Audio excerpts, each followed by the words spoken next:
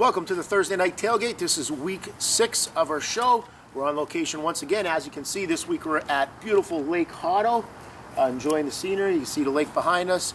Thanks to our host, Kylie and Brian Seitz, my sister and my brother-in-law, and also to Tony Arnaldi. We're here at what is affectionately known as the Rusty Rudder. It's just behind the camera, a nice little pavilion and an outdoor recreational area. So we thank you guys for hosting us tonight. We're back here after another exciting week of anthracite football action. So we're going to get right into our recap of the Week 5 action. First game we're going to talk about, Berks Catholic against Blue Mountain. Started out as a very close game. Berks Catholic really poured it on late, ended up winning that game 37-7. Drops Blue Mountain to 1-4. Berks Catholic, I believe, keeps them perfect. Yes. So Berks Catholic's Blue Mountain. What do you think, Coach? I just said the one thing I could say for Blue Mountain, their schedule's been brutal. Every week they're playing teams. The only losing team with a losing record I think they played is Wyomissing, and they're defending state champions. So, and it doesn't get any easier. Hamburg 4-1 next week. So they got to keep plugging through. They got a couple more games here, and they're going to be in the AFL next year. We'll be talking about them regularly. But the game, you could talk a little bit more about the game there, Coach. Yeah, I mean, it was really a tough game for Blue Mountain. I mean, they battled for 3 quarters.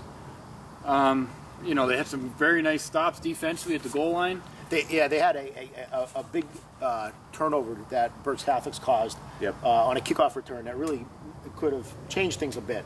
And then, but you're right. I mean, Blue Mountain fought them really tough for 3 quarters. Absolutely. And you look at Berks Catholic, they're undefeated. Yep. And a lot of times you play those teams real tight, and then something happens, and then it kind of snowballs a little bit on you, and that's what seemed to happen there. Yeah, to go from 7-0 to 30 unanswered points. Right, 37-7 final. I mean, that score is not really an indication of how the game went. It was a lot closer than that. Right, it seemed like two turning points that jumped out at you. It was the turnover on the kickoff return where it looked like Blue Mountain that had shot the score off a kickoff, and also Blue Mountain driving the second half, and then he gets turns the ball over an interception deep in Berks Catholic territory. So Berks Catholic improves to 5-0. Blue Mountain drops to 1-4, getting through, like we said, a brutal part of their opening schedule. Next game, boy, you talk about exciting games. Deerhoff and Lehighton.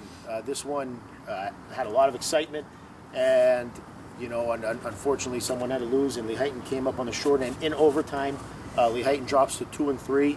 And Deerhoff improves to 3-2, and although Deerhoff's not in our area and not in the AFL, but hey, good for those guys. They we know that they had a tough job ahead of them turning that program around, and any win for them is a great win. Yeah, absolutely. You got to root for anytime young guys. They took a beating for well over a decade now, and then they moved to the MVC, and they still did. The results were the same for the last 2 years, and to have them come out now, be 3-2, a winning record, 3 games in a row.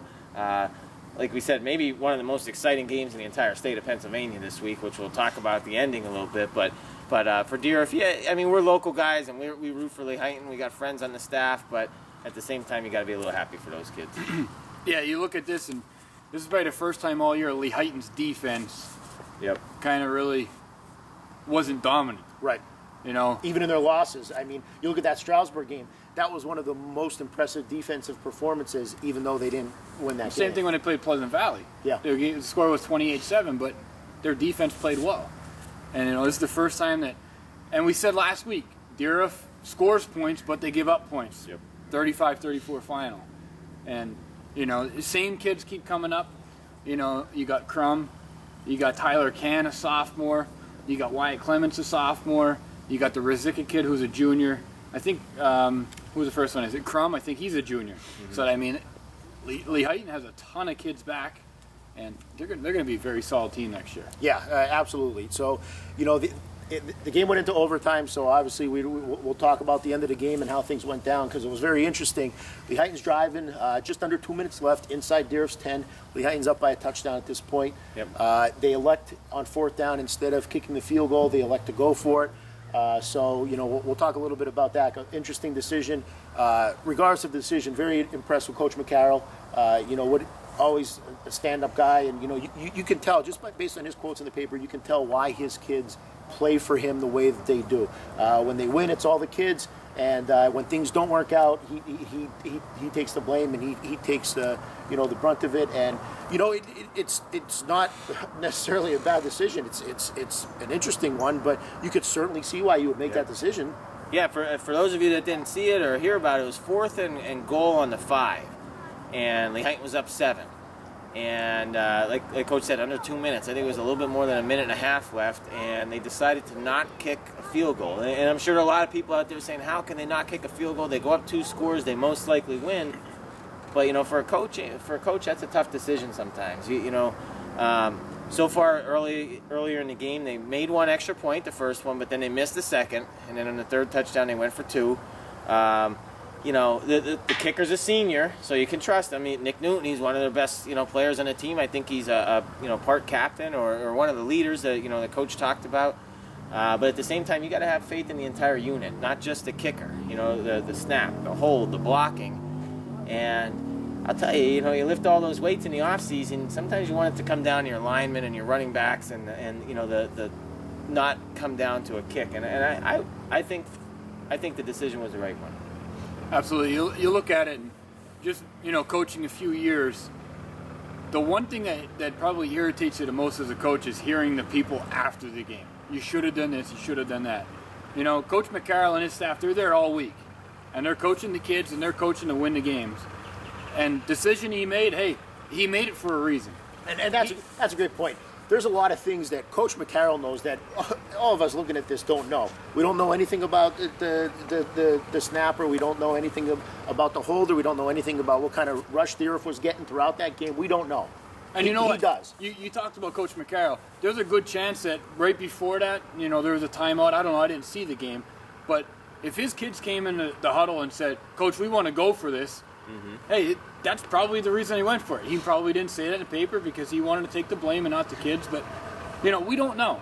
And you got to trust your coaches that they're making the right decision. And, hey, for that, Coach McCarroll, we're with you. Deereff had to go 95 yards in a minute and a half. You got to trust your defense. I want to get the name right here. Shakur Lester, unbelievable player for Deereff. He was at Caddy 2 years ago. I remember him 2 years ago. I remember him outstanding track athlete. Transferred over to Deereff because the family moved, and he's become a great playmaker for him. You don't expect 86 yards away from the goal line to throw a simple out pattern, because that's all it was. They threw a little out to him. They're hoping to get the sidelines, maybe chip away some yards, and he got the corner, and nobody can get the angle on him. So, just a tough way to lose the game. And then, hey, Coach McCarroll looks like he made the right decision, because then we go to overtime. Lehighton scores the first touchdown, misses the PAT. Deereff scores a touchdown, makes the PAT. See, and that's the thing. Everybody talks about the decision, but that didn't end the game. Yeah. It still went to overtime. So, it started out overtime. We were tied game, and it was anybody's game at that point. So, interesting game. Tough one to lose for Lehighton. Lehighton, a tough loss like that doesn't take anything away from the strides they're making this year. Absolutely. And obviously, like we've been saying from the get-go, they're going to be a force in the AFL next year and the years to come. So we'll move on. Next game, Tamaqua over Anvil Cleona. Tamaqua won this game 43-34. Tamaqua, that's a big win for them. It improves their record to 3-2, gets them on the plus side of 500, drops Anvil Cleona to 0-5. Tamaqua seemed to really have success running the ball. Had to deal with some injuries, unfortunately, once again. Yep. Yeah, I don't know what the status of, like you're talking. Vandermorten got hurt. He was going for x-rays on his collarbone. Hopefully it's nothing major, and kid's a senior. You hate to see anybody get hurt, let alone a senior. Yeah. He's obviously a difference maker for them. He's in there. He's scoring every week. But Tyler Hope is back. Yep. Great to see. Had an awesome game for them. 3 total touchdowns, rushing, receiving. Edmonds had a strong game. The one thing about Tamaqua I worry about is defensively, they're giving up some yards. Yep. And here's an 0-5 Anvil Cleona team. They put up 34 points on them. So they got to tighten some things up defensively if they want to keep getting the W's here. Yeah, I agree. And not only the 34 points, but most of that came on the ground. I think they gave up over 230 yards on the ground. And Coach Bonner said in the paper how pleased he was with the offensive line performance, but he's got to have concerns about that defensive front. And, Anvil Cleona, a no-win team. It's not like, and now from what I heard, they're pulling out a lot of tricks, and they're when you got no wins, you got nothing to lose. You can do all that kind of stuff, but yeah, Coach, I mean, if he wants to stay in this playoff mix and maybe even in the league mix, they got to shore some things up defensively. Big win. Even though it's a non-league game, there's a big difference, as we know, from being 3-2 to 2-3, Absolutely. 5 games in, especially looking at the district playoff picture, which we'll talk about a little more. But speaking of Tyler Hope, my hard coal performance of the week. Tyler Hope coming back in a huge way for Tamaqua this week. 153 yards rushing, 2 touchdowns on the ground, another TD receiving, and just as impressive as his stats on the field. When he gets interviewed after the game, the first thing he mentions is 2 underclassmen linemen, sophomores, I believe, Tyler Andrews and Aaron Rega. Tyler and Aaron, great job. Without that blocking, Tyler Hope wouldn't have had the game that he had, and he was the first one to recognize you guys for that job that you guys did. So Tyler Hope's my hard coal performance of the week, along with those 2 sophomores who came up big in the interior line. Those guys don't get the press, but it wouldn't have happened without them. Hey, Riga's an old name from back in our day, right? Ronnie Riga. Oh yeah, I remember him well. I'm guessing there's a relation there. All right, next one we got Schuylkill Haven at home improves to 3-2 with their victory over Panther Valley, drops Panther Valley to 1-4. This was another interesting game. Last week I kind of thought Panther Valley and Shenandoah, both of them, because of the way they can put up points, were capable of pulling an upset. Yep. Well, we had another upset. It wasn't one of those guys. We'll get to that game. But PV hung. It was 28-15. With like 2 minutes to go in the third. Okay. Late third. Late third. And PV faced with a 4th and 1, can't get it. And Haven tacks them on at the end. But once again, PV was able to move the ball, was able to rack up some yardage, but they got worn down. So what would you make of this result? Like you said, PV got worn down. Coach has said it in the paper. The numbers just don't seem to be there this year. And when you're playing a big physical team like Haven, they're going to wear you down. And I know Haven's banged up, and Coach Farr's not making any excuses with that. They're going out there without their quarterback, with missing 3 linemen, and they do what they do. Casella got the ball a lot. He made things happen. But on the other side of it, PV, they had over 350 yards. Yep. Ferryman and Nace both had over 150 yards rushing. PV's, they're tough to stop. Their offense is a very good offense. Those 2 kids are 2 of the top kids in the league, regardless of them having a 1-4 record. Absolutely. Anybody in the league got to realize PV can beat them on any given night. With Nace and Ferryman in the backfield, and they combine for 304. Like we said, they're explosive. Kyle had a touchdown. Kyle Ferryman had a touchdown call back earlier in the game on an inadvertent whistle. And it was very, very early, so I don't know if it affected the outcome of the whole game, but maybe they could have jumped up 7-0 on him and at least changed the early aspect of it. But going back to Schuylkill Haven, they just put that game on Casella's shoulders. I mean, he carried 34 out of the 39 times they ran the ball. He carried the ball. So that. I bet your coach came to him before the game and said, "Listen, Fink's out. A couple of our linemen are out. We need you to step up. We're gonna ride you to victory tonight." And that's what he did. And 6 touchdowns worth. And for that performance, he's my Black Diamond performance of the week, my selection for the Black Diamond Player of the Week, because that's just a coal region type performance. Give him the ball and carry the load. Whether it be 3 yards at a time or whether you bust a big one, and that's what it was for 6 touchdowns. And Coach Farr, we talked about Coach McCarroll, owning the decision that he made it, and Coach Farr, if the papers didn't ask him about Fink and about some of their injuries, you would never know that Haven had kids out based on Coach Farr's comments. The fact that he's missing his quarterback, one of his leaders, has no effect on their expectations. They expect to go out and win. Their expectations don't drop. The bar still stays where it's at. And, that's a credit to Coach Farr, and the kids buy in. There was absolutely no let-up with, no let-up, no excuses based on the guys that they were missing. Yeah, when I think of Coach Farr, I think about just the system that they have up there, where if somebody goes down, it's the next guy up. It kind of reminds me of Coach Geist from North Schuylkill the last couple of years. North Schuylkill last year, 2 years ago, they were banged up all over the place, but next guy up, and they come in, and you could just tell that they're drilled, and they're like machines when they get in there. So. Hey, on the other side, Mark Williams. Absolutely. Mark Williams had a nice game defensively and a 26-yard field goal. And we keep saying PV can surprise someone, And in a tight game like that, if it comes down to it, what a weapon. I mean, we talked about it with Lehighton, not having that ability to kick an automatic shot, a chippy shot, and to be able to kick one from that far out, that could be something that comes into play the next couple weeks. Absolutely. Next game, Mahanoy Minersville. This was kind of what we thought. Mahanoy has it rolling. Minersville playing a lot of young kids at this point. Mahanoy area proves a 5-0.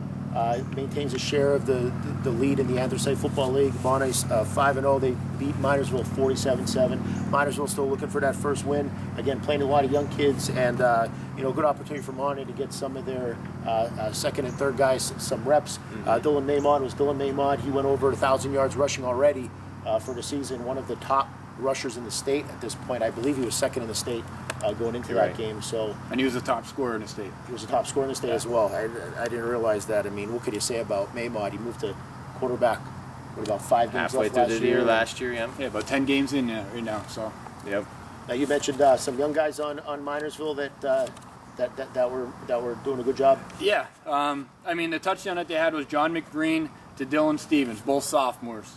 And last year coaching at PV, you saw these two kids as freshmen on the field, and you knew they were going to be nice players. And as sophomores, they're doing a good job. Another guy that Coach Mason talked about, let me get the name here. The kid is playing center for them. He said it's a real nice surprise for them. Dave Chistakoff. He said he started the last 4 games at center for them. He's been a real nice surprise. And he's had nothing but good things to say about him. He said he's working hard. Hey, you're a freshman playing varsity football on a Friday night. That's a big deal. That's Absolutely. awesome. Absolutely. Next. This was one that kind of surprised all of us. Maybe we should have made this one our game of the week. We talked about it, actually. We did talk about it. They were 1 and 1A for our games of the week, but Marian really makes a huge statement. Improves their record of 2 and 3. And they beat North Schuylkill, dropping North Schuylkill to 3 and 2. Marian comes on top, 27-26. And you think about the ramifications of this game. Besides all of the AFL championship aspects of it, but Marian was looking at being 1 and 4. Instead, they're 2 and 3, and now they have a chance this week. If they get a win, obviously they even out their record, and now that completely changes things. So, Marian over North Schuylkill. Yeah, well, we said privately a couple of weeks ago that, we didn't know anything about Conwell Egan, but we're like, man, Marian could be 0-5 going into PV, because we knew they had North Schuylkill waiting in the wings, and much to our surprise, they reeled off 2 in a row, and they jumped out big on them. They got up 21-0. KJ Snare had an awesome game early on just to get the numbers right. He had 150 yards and 2 TDs rushing in less than 3 quarters, but then he went down with an injury. And, obviously that changed the dynamics of the game, but Lucas Damian stepped in and just did an outstanding job. Coach Dukoski mentioned him as a warrior. That's not a term I guess you throw around too loosely. And not only that, I listened to the game on the radio on my way in from another game, and the guys on the radio were raving about how he was still, even after being inserted back in the quarterback role, still in on just about every tackle on defense. So, certainly an outstanding performance. Yeah, you look at the game. Marian is up 21-0. So I'm sure North Schuylkill was shocked by that. Sure. Then North Schuylkill came back and they scored 26 points in a 7-minute span to go up 26-21 in the third quarter. And a name that comes up over and over again is Glenn Wiest. 2 touchdown receptions. He had a punt return to put them ahead. Marian there, even though it's only 26-21, they could have easily packed it in. Absolutely. Even us listening to the game, once North Schuylkill takes that lead, you're like, oh, okay, Yep. Here they go. They're nailing it down, and for Marian to come back like that, you're right. Very impressive. And it seems like the Achilles heel this year for North Schuylkill is turnovers. Coach Hall saying it all year long. They had 4 second-half turnovers again. And, hey, for as much as you want to blame North Schuylkill, you got to give Marian credit. Yep. They're taking the ball away. And the last 2 weeks now, their defense stepped up and got wins. Last week, they held Conwell Egan down. This week, they got the lead in the third quarter, and they held North Schuylkill without a touchdown for over a quarter and a half. So that's an awesome performance. Yeah, for the first couple of weeks, we expected Marian's defense to do well, and they did. And, now the last 2 weeks, their offense coming around like that, and, who knows what to expect the next couple of weeks out of them. It'll be interesting. Which one of you guys wrote Damien steps in and does his best Tim Tebow impression. That was me. I like that. That's Yeah. good. That's good. When I was looking over the notes here, I'm like, that's I got to coach Lucas as a freshman, and he loved Tim Tebow. Loved him. And watching that game on film, like, he looked like a mixture of Tebow and that Bell guy from Oklahoma. The Belldozer. The Belldozer. He was just taking the ball, and, I mean, the touchdown he scored on, he got hit at like the 6-yard line and drugged like 2 or 3 kids in the end zone with him. And that's impressive. That doesn't happen often against North And this is Schuylkill's North, defense. right? This is North Schuylkill we're you talking know. about. So that's awesome. All right, so that totally mixes things up in the AFL standings. So very interesting outcome there. Congrats to Marian on a big win. Next is our game of the week. Going into the week, we had Jim Thorpe and Shenandoah as our game of the week. We thought Shenandoah could really give them the game with some of the talent they had, specifically on the offensive side of the ball. Jim Thorpe ended up beating Shenandoah 27-14. Jim Thorpe improves their record to 4-1 overall. Their only loss is normally lost in the mountain. We got some action here behind us. Great time of year over here at the lake. Jim Thorpe 4-1 overall. Shenandoah drops to 1-4. 27-14 Jim Thorpe. Two things about making this our game of the week. I'm sure Jim Thorpe loves it when we do that because they're 3-0 when we made them the game of the week. But Shenandoah... Who would have thought Jim Thorpe would be our game of the week? 3 out of 5 games before the season started. And next week, without that's a certainty right there. They're most likely an undefeated matchup with Mahanoy. Next week's show, I mean. But we'll get to that a little bit later. But yeah, Thorpe made you the game of the week. You're winning them every time. Shenandoah, we made you the game of the week because we admire your guts and your tenacity in these types of games. You know, when you're underdog, but you still fight, and that was the case. The other day, Jim Thorpe got up big early, and Shenandoah came back to make it respectable. And in the notes here we have that must be in their blood up there.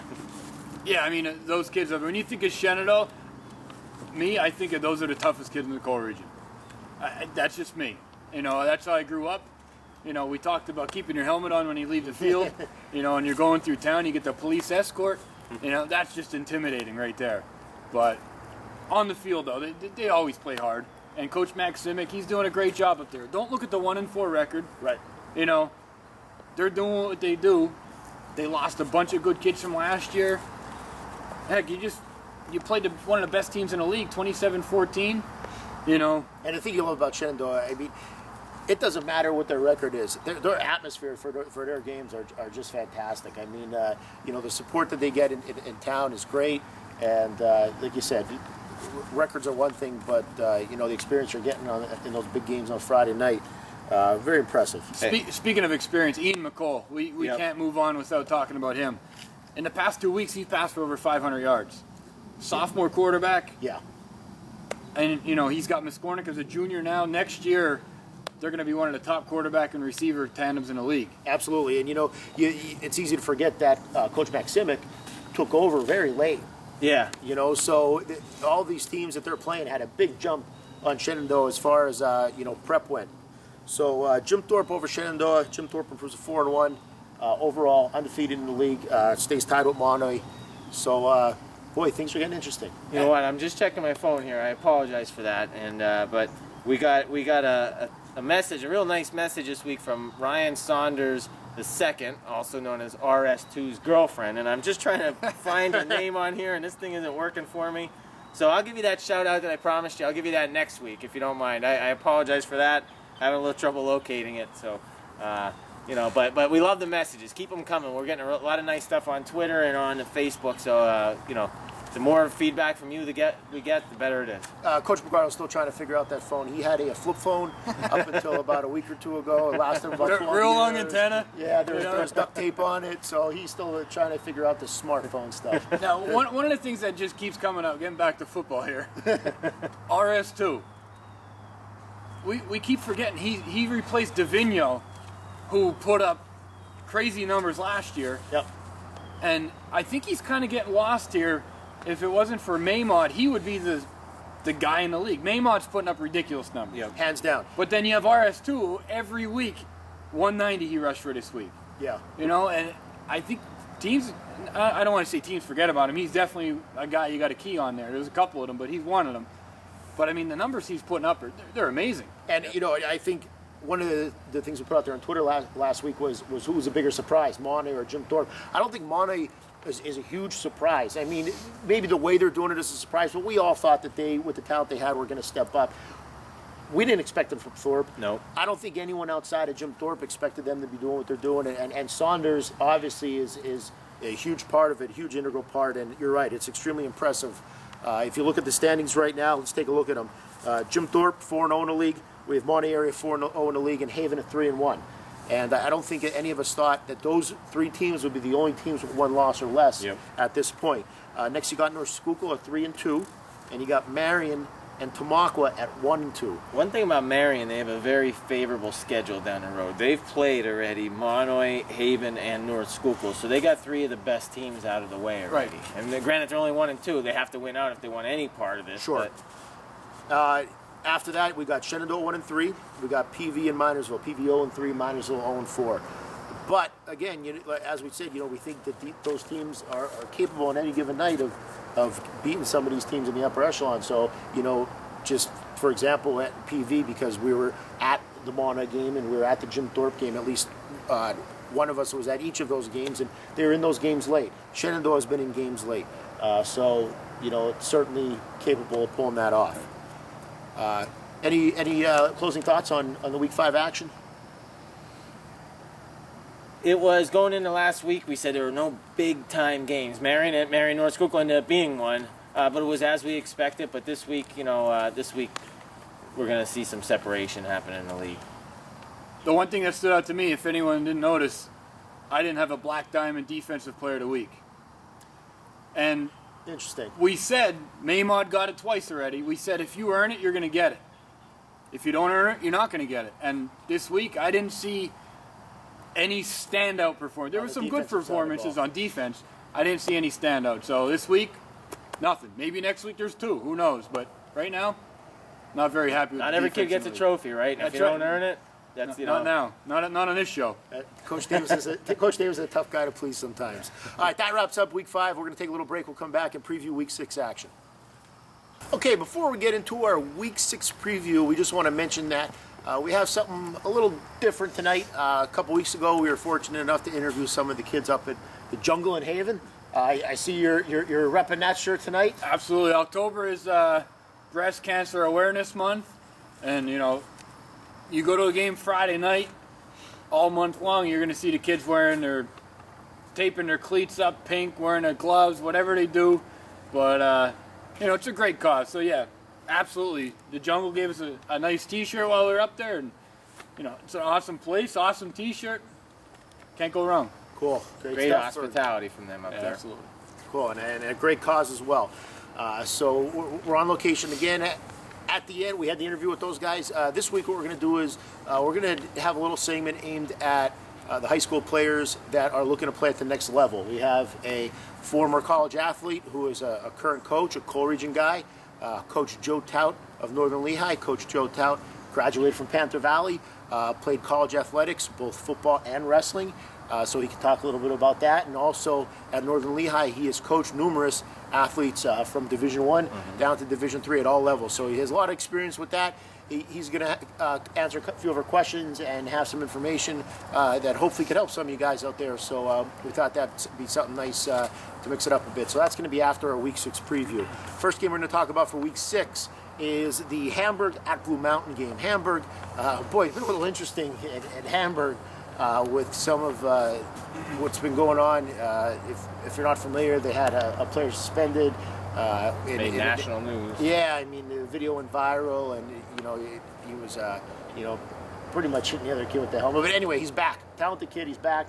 And, Hamburg's 4-1. Blue Mountain, 1-4. Maybe searching for answers a bit, but they had a brutal schedule, played a lot of teams tough. Blue Mountain, they need to get their running game going. Yeah, I mean, there's not much we can say about this game. We don't know much about Hamburg, but it does come down to that. If they run the ball, Bornstein, they have a shot. If not, or if the defense doesn't stop the run, they don't. And we'll know a little bit more probably next week at this point. All right, moving on. We got the next game, Lehighton at East Stroudsburg North. Lehighton 2-3, East Stroudsburg North also 2-3. So both teams you have a chance to even out your record 3-3. You have a chance to really improve your chances at district playoffs. So, regardless of the 2-3 record, this is a huge game for these guys. Yeah. Yeah, and for the Heighton, it's tough. They're driving all the way up to East Stroudsburg North, and that is a ride. That's one of the reasons they're coming to the AFL, because all the travel time up there, and that, from what I understand, that's the worst ride of them all. But this is one of those situations where I know it's early in the year, but if anybody wants to keep any kind of playoff hopes alive, they have to win this game. If the Heighton can win, they can still talk Eastern Conference, maybe even outside shot at districts or something like that. But East Stroudsburg North in the same boat. One of them comes out of this 2-4, and they're looking at maybe breaking 500 this year, but not playoffs. Yeah, we say it every year. AAA for District 11, you're 5-5. You got a shot. Yep.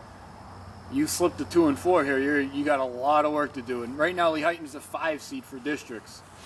So this is a game. They're both 2-3. Whoever gets this game here, especially if it's Lehigh being AAA, they got a good shot to make districts here. Yeah, 4 8 points. Yep. Next, we have Mahanoy area, 5-0, still undefeated at Carson Long. Carson Long 1-4. They're struggling a bit. Carson Long just giving up a ton of points. I mean, they've given up 40, 47, 56, and 72 in their 4 losses. Expect Mahanoy to get up early and play a lot of their second and third teamers. I mean, this one, it's been like that in the past, even when Mahanoy area didn't have the teams that they have this year. Yeah, you always worry about what a big game coming up. Mahanoy plays Jim Thorpe next week. You worry about, as a coach, your kids looking ahead, and having somebody sneak up and beat you. This week, I know Coach Holman was worried about Minersville last week. They didn't have to, the kids answered that pretty quickly. This week, Carson Long sounds pretty bad. I hate to say it, but yeah, Mahanoy should do what they want. We've seen them on film before, and they are. They're not very good. It is what it is.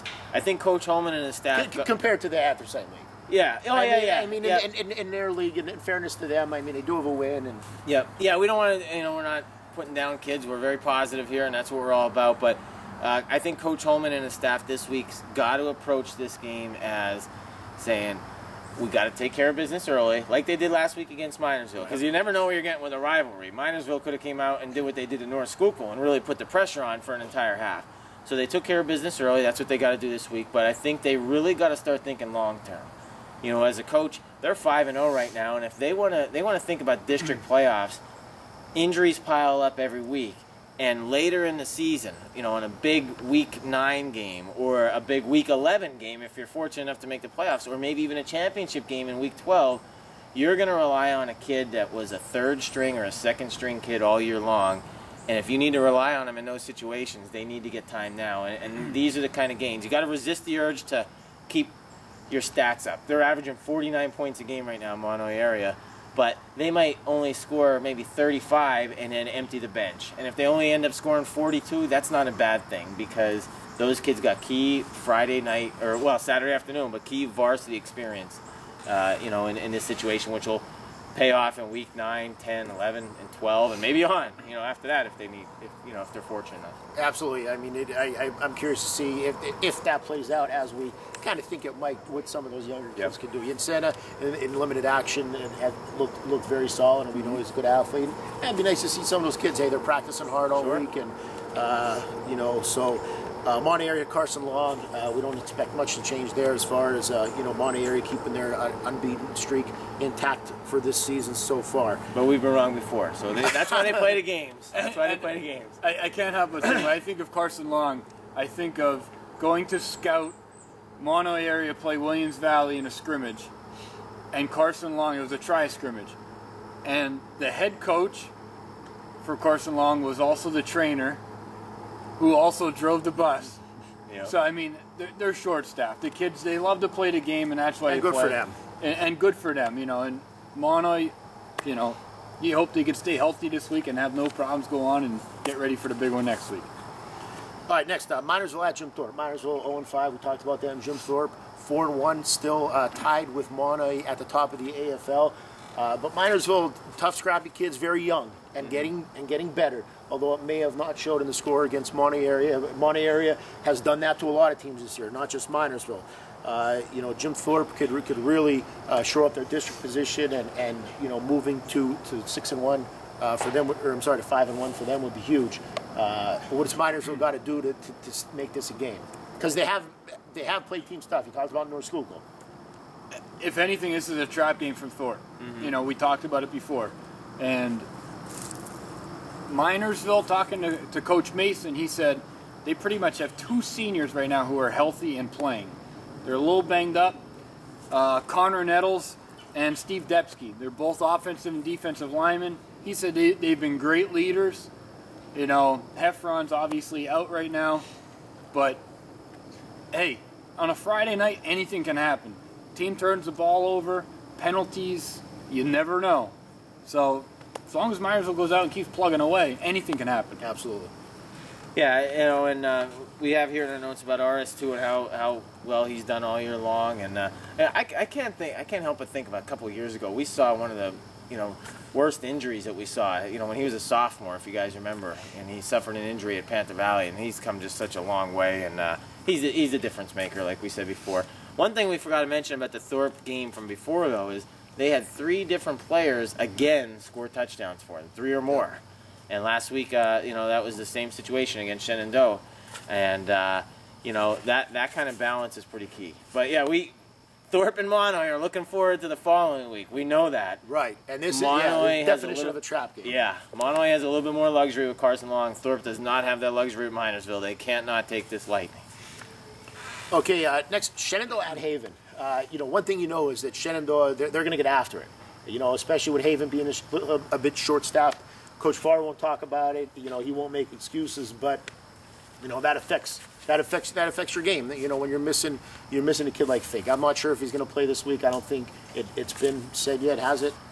We don't know for sure. No, it sounds like he's out another 2 weeks. Okay, so Shenandoah, they gotta feel like this is a game that they could play in, and they're guys they're tough, confident kids, and it's interesting. PV, did they maybe expose some of Haven's weaknesses a little bit with the way they ran the ball? Defensively, sure. Yeah, and one of the things Coach Farr said in the paper, he's a straight shooter.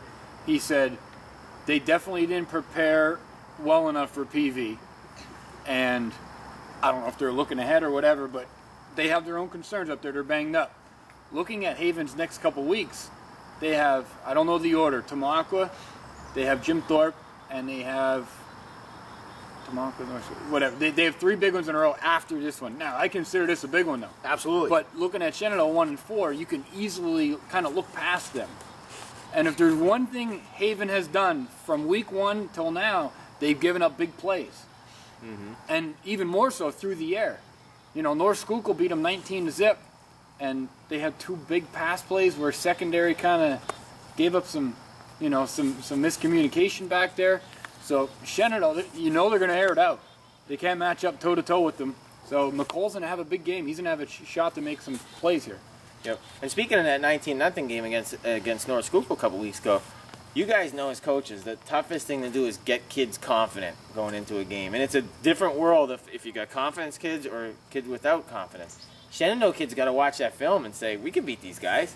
They're watching a 19-0 game where they never put points on the board. So Shenandoah's going to go in with some confidence, But on the other hand, I'm sure Coach Farr and his staff are telling their kids, we still control our own destiny. And they do. They have a chance to knock off Mana. They have a chance to knock off Jim Thorpe. They do control their own destiny. They went out. They're league champs. Right. That one loss they have, it doesn't matter if they went out. North Schuylkill is 2 already, so that they would even win any tiebreakers. So, they got Mahanoy, Jim Thorpe, and Tamaqua. Those are the 3 I was thinking of. Shenandoah, those kids, they're just going to let her rip. And, you love that about Shenandoah.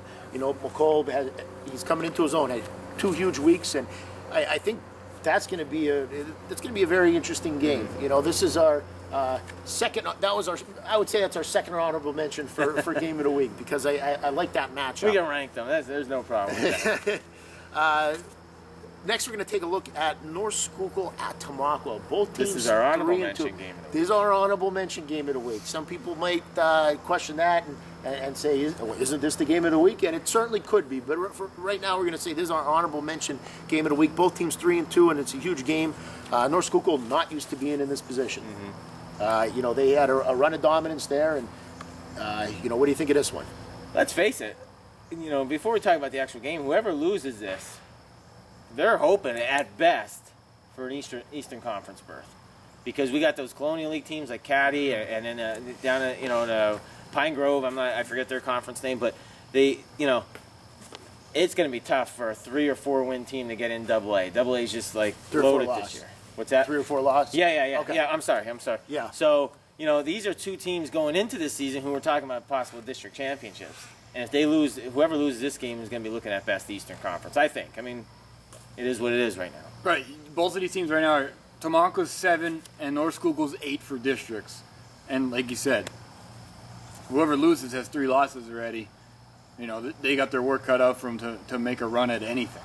You can't look past it. I know this is only week 6, but still, you're halfway through the season right now. You got 2 losses. You got a lot of work to do. North Schuylkill and Tamaulipa, it seems like turnovers, both of them. Yep. And every time they lose a game, it's because of turnovers. Defense is just getting gashed. We're going to be sitting here next week talking about who won the turnover battle and them winning the game. Like, North Schuylkill can't have 4 turnovers in the second half against Marian and win, and they can't do it against Tamaulipa either, and vice versa. Yeah, North Schuylkill's one of those teams, I just can't figure them out.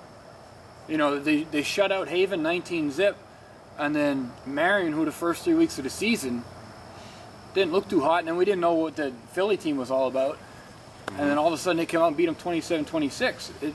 They're a mystery, Yeah, they are. Yeah, and for as much as we're saying, the losers really gonna have a lot of work to do, and possibly hoping for Eastern Conference at best. Boy, the winner of this game, they're right back. Yep. They are right back. And boy, if you could come out on top of this game and get to 4-2, and you're right back in the mix with districts, with the Anthracite League. So this game is huge. And as far as the impact on the Anthracite Football League and the district standings, it's the most important game of the week in that aspect. But it's not our game of the week. No, it's not. It's not ours. And, we say that we're PV guys, and we try to hide that bias and bring all you the recaps and the previews. But our game of the week this week's PV Marian. It's an awesome rivalry. Don't care about the records. We just care about the atmosphere at this game. Kids that have grown up together, kids that have played sports together in the youth leagues, and games that these kids will be talking about for the rest of their lives. And it's our game of the week.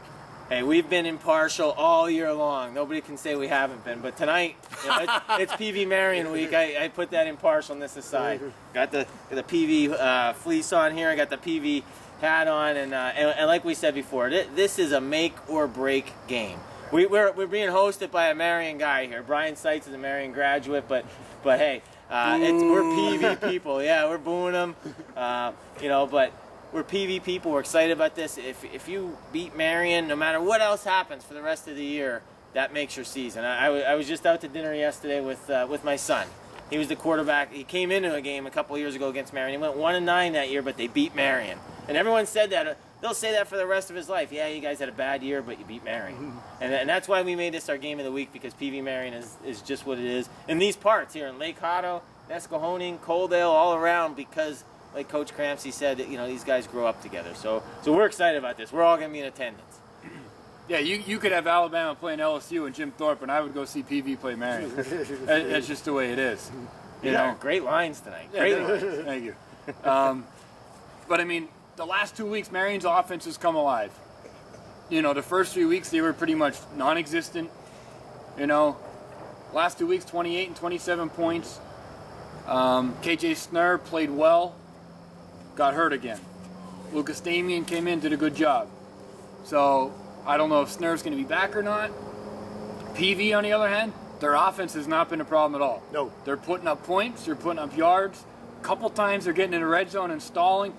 If they want a chance to win this game, they got to get points every time they drive the field. They can't drive the field and stall. Marian, on the other hand, when Snur's not in there, they need to find a way to get some points. I look at this game, and I think someone that we talked about a lot in the beginning of the year. We talked about in preseason, the first couple of weeks. I think if you pick up the paper Saturday morning after this game and you look at the type of game that Auguste had for Marian, that's going to tell you if they won. He's shifty, he's speedy, he's a playmaker, and PV's had trouble stopping the run, and they've had trouble against those types of guys. You look at St. Hill for Jim Thorpe, who I think is kind of a similar type of player as Auguste. And if Auguste has a big game for Marian, that's going to spell a lot of problems for Panther Valley. Coming into this game, before last week, I kind of thought with the way PV was scoring points, maybe you give them a slight edge. The way Marian responded last week, I don't think I would say that right now. I mean, Marian's got to be flying high after that win against North Schuylkill, and a shot to get to 3-3. Yeah, and again, we throw the records out, we throw the predictions out because we don't know anything before the game. And if PV's going to have some success, we're going to be looking at our two nickname guys. We said some of these nicknames around here, Kyle Football and the Haitian sensation, Richard Nace, because those guys, to put up 304 yards rushing against North Schuylkill or Schuylkill Haven last week, and they're both on pace to average to finish with over 1,000 yards each. It might be a homer attitude here, but PV's got a shot, and it's it's going to be great on Friday night. It is. Yeah, I can't wait to go up there. One kid that kind of early in the year from coaching him last year, he's kind of been under the radar a little bit this year, Ryan Schubeck. Yeah. I expect a big game out of him. If Snur's not quarterbacking, I would expect a little bit more run out of Marian. And I expect Ryan Schubeck to have a big game on the D-line. Yep. And make a difference in the game. Yeah. He is a stud. He is. And we haven't talked about him much because he's in the backfield. I said going into the season I thought he was a first-team all-league lineman. He's in the backfield, but he doesn't carry the ball, so we don't really know much of what he's doing blocker, there. Yeah. And but yeah, up front he's a menace to handle. He's given centers fits. Yeah, interesting matchup. Like you guys said, records in this one don't matter. Atmosphere is going to be awesome. So that's our game of the week. Let's take a look at the district standings real quick before we wrap things up. In Single A, we got Tri-Valley, Monty, Williams Valley, and Pius. What do you think of those next four? Is someone going to sneak in there? What do they have to do to sneak in? Maybe is how I should phrase it.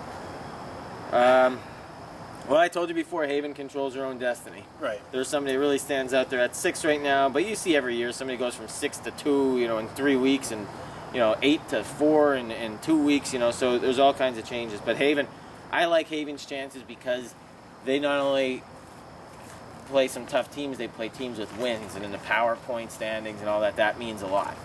Right. I mean, this week you got Haven and Shenandoah. Whoever loses that is out of districts. Yep. They're done. Marian on the other end, if Marian wins, they're 3-3. They're a 7 seed right now. They're still in it. Yep. And they got Thorpe coming up. They got Tamaka coming up, and there's a lot of points Big there points. because they're bigger schools and they got some wins. Mm-hmm. So Marian's got to take care of business week in and week out to hang around. Double A, Pine Grove. Caddy is just been tearing it up in the Colonial League. Caddy, it looks like they're the team to beat in 2A. Palisades, Penn Argyl. So no anthracite teams in the top 4. Then we're looking at Northwestern, Notre Dame, Green Pond, and 7-8, Tamaka, North Schuylkill. So obviously, once again, just goes to show how big of a game this is this week. Yeah, whoever loses, it's out, I think. Yep. Legitimately, they're out. Unless miracles happen, but I think, we got one team alive in the Double A there yet. Yeah, that's it.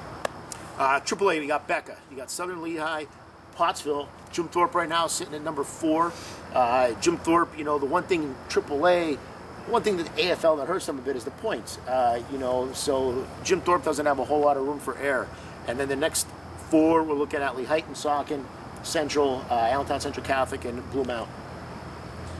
It's one team I'm impressed with there is Southern Lehigh. I know that we're not talking about the Colonial League, but they've had a ton of injuries and they keep winning. They only had one loss and it was to Caddy, the juggernaut in Double A. So Southern Lehigh is somebody to look at. We don't know much about Becca, but here's the thing with Thorpe. I know they don't have opportunities to play big teams, but if they win and they continue to win, they will be in. And once you're in, you're in. You throw out the seedings then. Right.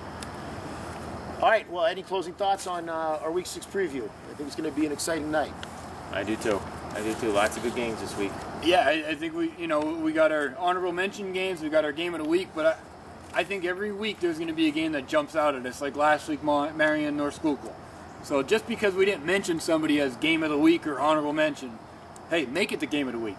Absolutely. You know, make us disappointed that we didn't see it or we didn't mention it as much. You know. You know, we say it every week. As far as the records go, don't let that frustrate you. You know, you get one chance to play high school sports. You get one chance to play high school football, especially if you're a senior. You know, when you go out there on Friday night, the record should be the last thing in your mind. Get out there and get after it.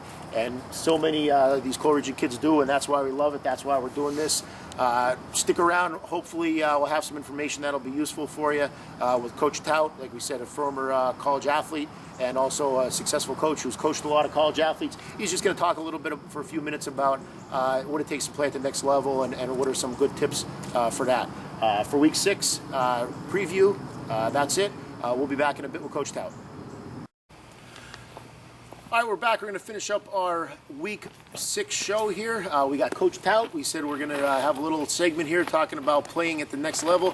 Coach Tout, Coal Region guy, graduated from Panther Valley in 1995. 3-sport athlete in high school, football, wrestling, baseball. In fact, Times News Athlete of the Year 1995. Is that correct? Yep.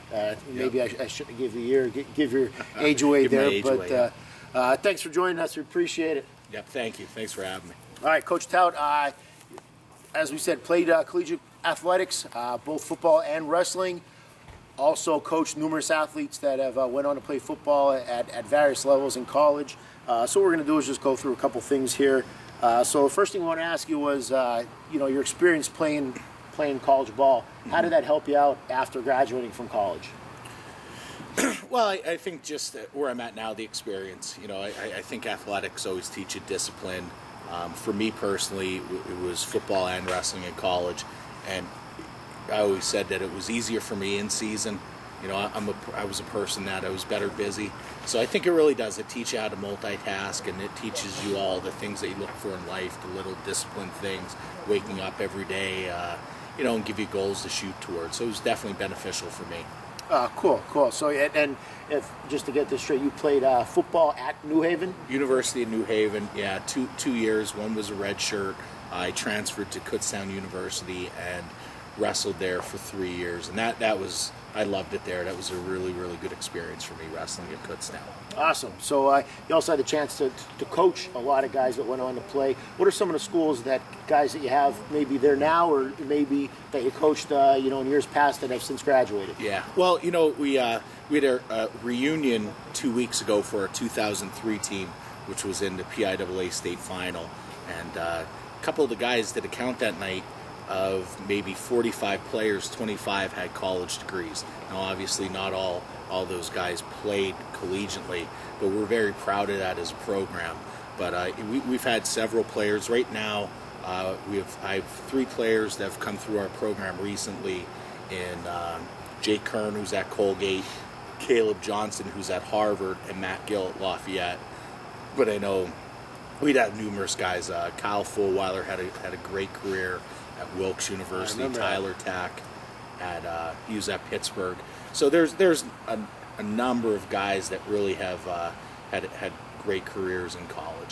Awesome. Just to give you a little bit more background, the team that they just honored that he was talking about ended up losing in the state finals to Darrell Rivas, and I believe he had all 5 touchdowns in that game. Yeah, correct?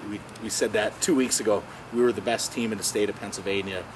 We just didn't know that they had an all-pro NFL player. Yeah, that was an exciting game, a crazy game. And Coach Tout, also, even though he's coaching in Northern Lehigh, familiar with the Schuylkill League. 2010, not only won the Colonial League Championship, but also the District Championship, beating who everyone around here thought was a favorite was in North Schuylkill.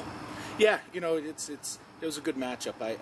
For people that aren't familiar with our program, I thought we were mirror images of each other. North Schuylkill, Northern Lehigh. We get blue collar kids.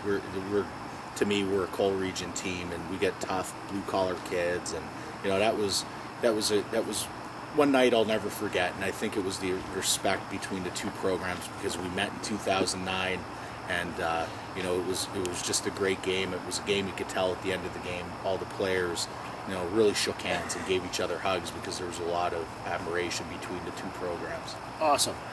One thing I wanted to ask you about, because not only going through this show, but also me being a basketball coach, we kind of deal with this a lot, and you deal with college recruiters and college coaches a lot. What's their thought on multi-sport athletes? I mean, it seems like we have maybe a little more specialization than coaches would like, specifically at a small school.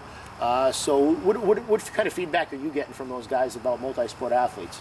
Well, a lot of times college coaches want athletes, and you could tell who an athlete is by playing multiple sports. So, the thing that I always hear, and I try to echo to our kids, if a high school coach ever tells you should specialize, they're wrong. The coach is doing it in their own best interest. The college recruiters come in, they want athletic kids. And for Caleb Johnson, we've had coaches come to basketball games, we've had coaches go to his track meets, and the thing that stood out about him was how athletic he was.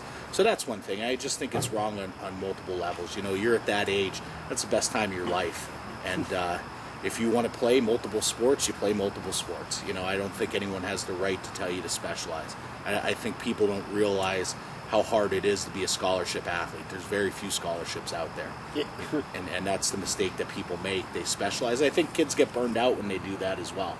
That's great thoughts, great point. I mean, Caleb, what a stud he was, and I can imagine the amount of fun he had in high school. Not only in the football field, but also in basketball and track, and he was just an impressive guy to watch. So that was cool. Yeah, and like I said, the track meets that he participated in, some of them when he would head down to Lehigh Valley, Whitehall. I mean, you had Patriot League coaches lined up there to watch all the Lehigh Valley athletes. So what that to me that tells you. What are they looking for? They're looking for how athletic you are, and to be, how fast to run in different sports. And, kids should. They should. I'm pretty adamant that you shouldn't specialize. Cool. Now, you mentioned some of the schools that you've had players go on to. I mean, you're talking about Pitt, major Division I program, Harvard, which Ivy League, Colgate, Wilkes, quality Division III program. So you've really seen, the gamut from Division I all the way through. We have a good following of kids in the Anthracite League, which is awesome, that watch us every week. So if you have any advice for them based on your experiences playing and also as a coach dealing with these college recruiters, what is an advice you'd give to some of these kids that want to play at the next level? To kids and parents, they sell themselves. The first question I get asked by a college coach before they want to see film, can I see their grades? So that's what you have to do. It comes down to, and kids, I think the light bulb doesn't go on until maybe they're juniors. It starts your freshman year. We have coaches come in. That's every kid that I've mentioned in Kyle Fulweiler, Matt Gill, Jake Kern, Caleb Johnson. All I had to do was show a printout. Here's their GPA. This is their SAT, their ACT. And if you don't have those, it doesn't matter how good you are, you can't sell the kid. So that would be my advice, is you have to take care of, your schoolwork first and foremost. And that's great to hear coming from you. I think sometimes, kids hear it from, their teachers and they hear it from their parents, but, coming from a successful athlete and coach who's been through it and have taken a lot of these kids through that, hopefully that's something that, you guys out there in the Anthracite League take to heart. And, thanks a lot for joining us. Congratulations on the win last week. Good luck the rest of the way. That's going to wrap up this week's show. Next week, we're going to be coming on location again. We're going to take a look at some of the Mahanoy area players, their big resurgence, and interview some of them. And we're also we're trying to work out a couple things in the Jim Thorpe area, and we're hoping to get over there to do a little filming for the big game with the two teams that, as of now, have undefeated records in the league, Jim Thorpe and Mahanoy area. So that's week for our show. Coach Tao, thanks again for joining us. Thanks for watching. Collegiate Football out.